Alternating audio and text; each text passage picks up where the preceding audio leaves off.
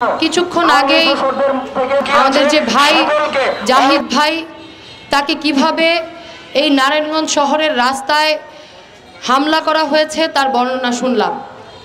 আমরা সন্ধ্যার পর থেকে যে নারায়ণগঞ্জের চাষারা শহীদ মিনারের রাস্তায় একটি মানুষ হাঁটার জায়গা করতে পারে না, গাড়ি যাবার জায়গা করতে পারে না, ঠিক এমন একটি জনাকীর্ণ জায়গায় আমাদের ভাইয়ের উপর কিভাবে এই অতর্কিত হামলা ঘটে সেটাই আজকে বিস্ময়ের জায়গা।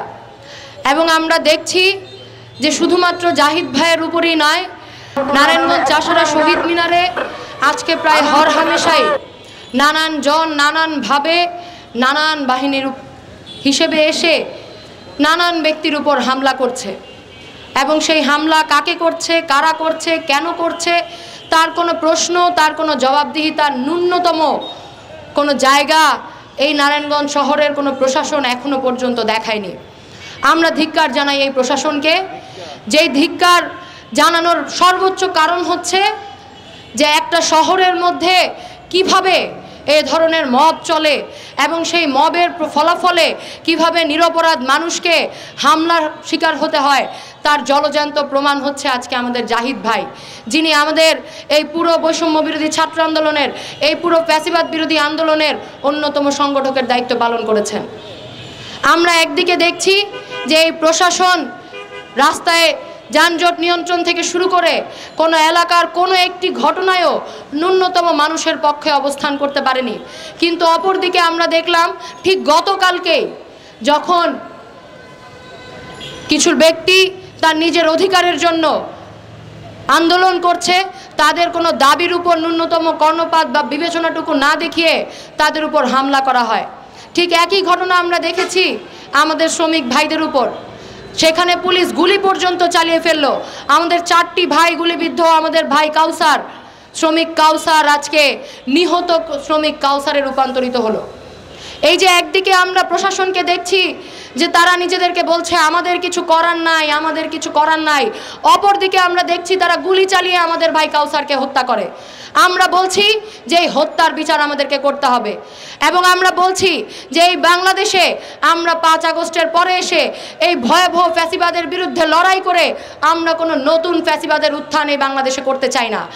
যদি আমরা এই বাংলাদেশকে একটা গণতান্ত্রিক বাংলাদেশে রূপান্তর করতে চাই, এই বাংলাদেশে ফ্যাসিবাদের উত্থানকে আমরা প্রতিহত করতে চাই, তাহলে নিশ্চিতভাবেই আমাদের রাষ্ট্রীয় যে ব্যবস্থা, আমাদের যে প্রশাসন, তার সক্রিয় অবস্থান নিতে হবে। এই সক্রিয় অবস্থান না থাকলে কি ঘটে সেটা আমরা তোফাজ্জল, কাউসার এবং এই নারায়ণগঞ্জ শহরে আমরা জাহিদ ভাইদেরকে দিয়ে দেখতে চাই। কোনোভাবেই ভাবা উচিত না যে 5 আগস্টের পরে যখন তনু, তকি, সাগররুনি হত্যার বিচার হচ্ছে এবং আমরা খুব আনন্দের জৌলস করছি যে আমাদের বিচার বিভাগ বুঝি সক্রিয় হলো, সেটা আমাদের মানুষ হিসেবে, এই নারায়ণগঞ্জের নাগরিক, বাংলাদেশের নাগরিক হিসেবে বোধহয় আমরা ভুল করতে যাচ্ছি। আমাদের বিচার বিভাগ ঠিক কতটুকু সক্রিয় হচ্ছে, আমাদের এই বাংলাদেশ কি পরিবর্তনের পথে হাঁটছে কিনা, গণমানুষের বাংলাদেশের রূপান্তর হচ্ছে কিনা তার নির্ধারক শক্তি হবে তোফাজ্জল হত্যার বিচার হচ্ছে কিনা, আমাদের ভাই কাউসার হত্যার বিচার হচ্ছে কিনা। আমরা আজকে এই বৈষম্য বিরোধী ছাত্র জনতার মঞ্চে দাঁড়িয়ে বলছি যে নারায়ণগঞ্জে যে জাহিদ ভাইয়ের উপর আক্রমণ হয়েছে, যে হামলা হয়েছে, তার অনতি বিলম্বে তার সুষ্ঠু বিচার করতে হবে। এবং তার পাশাপাশি বলছি এই বাংলাদেশে যে মব জাস্টিসের চেষ্টা করা হচ্ছে, তাই রাষ্ট্র ব্যবস্থাকে, এই প্রশাসনকে তার শক্তিশালী অবস্থান নিশ্চিত করার মধ্য দিয়ে এই মব জাস্টিসকে থামাতে হবে এবং অনতি বিলম্বে তোফাজ্জল, কাউসার সহ যারাই হত্যার শিকার হয়েছে তাদেরকে বিচারের আওতায় আনতে হবে এবং এই বিচার যেন কোনোভাবেই গত 15 বছরের আওয়ামী কায়দার বিচার না হয়, এটা যেন লোক দেখানো বিচার না হয়, সেই জায়গায় সোচ্চার থাকাটাই আজকে আমাদের ছাত্র জনতার গুরুত্বপূর্ণ কাজ। এবং আমরা এই দায়িত্ব বহন করি বলেই আমরা আজকে বলতে চাচ্ছি যে কোনোভাবেই কোনো ধর্মীয় উস্কানি কিংবা কোনো ধরনের কোনো আগ্রাসী চিন্তা বা বক্তব্যের মধ্য দিয়ে বাংলাদেশকে যেন অস্থিতিশীল করে দেওয়ার চেষ্টা না হয়। আমরা জানি যে সামনে আমাদের যে সনাতন ধর্মাবলম্বী জনগোষ্ঠী, তাদের সর্বোচ্চ যে অনুষ্ঠান, সেই দুর্গাপূজা অনুষ্ঠিত হতে যাচ্ছে, কোনোভাবেই যেন এই ভাইদের উপর কোনো আক্রমণ না হয়। আমরা আজকে বলছি যদি কোনোভাবেই এই বাংলাদেশে কোথাও কোনো মন্দিরে বা কোথাও অন্য কোনো মাজার বা অন্য কোনো ধর্মাবলম্বীদের উপর ন্যূনতম কোনো আক্রমণ হয়, তাহলে এর দায় এই রাষ্ট্রকে, এই অন্তর্বর্তীকালীন সরকারকে এবং এই প্রশাসনকে গ্রহণ করতে হবে। এবং শুধু দায় গ্রহণই নয়, আপনাদেরকে জনগণের কাছে এর জবাব দিতে হবে। ফলে আমরা বলছি, অযথাই মানুষ যারা আপনাদের উপর ভরসা করছে, যারা এই আন্দোলনের উপর, এই রক্তের উপর দাঁড়িয়ে আপনারা যারা দায়িত্ব নিয়েছেন, তাদেরকে বলছি যে এই আন্দোলনের যে মূল ভিত্তি, এই আন্দোলনের যে রক্ত, সেই রক্তদের সাথে বেইমানি আপনারা করবেন না।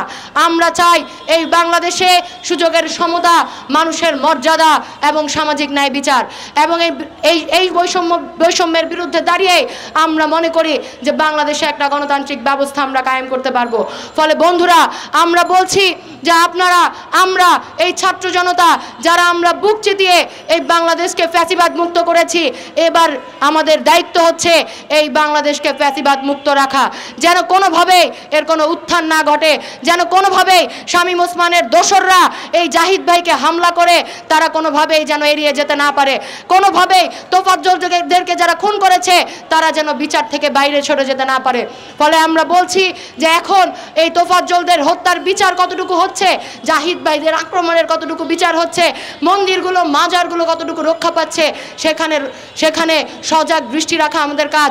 এবং কোনোভাবেই কোনো বৈষম্য, কোনো ধরনের কোনো বিরোধ যেন আমাদেরকে আলাদা করতে না পারে, আমাদের মধ্যে বিচ্ছিন্নতা তৈরি করতে না পারে, সেই জায়গায় নিজেদেরকে সর্বোচ্চ সজাগ দৃষ্টি রেখে এবং সকল বিচ্ছিন্নতাকারীকে, সকল হামলাকারীকে, সকল আওয়ামী দোসরকে, সকল ফ্যাসিবাদের চিন্তক দোসরদেরকে প্রতিহত করাই হবে আমাদের এখনকার সময়ের রাজনৈতিক এবং নৈতিক দায়িত্ব।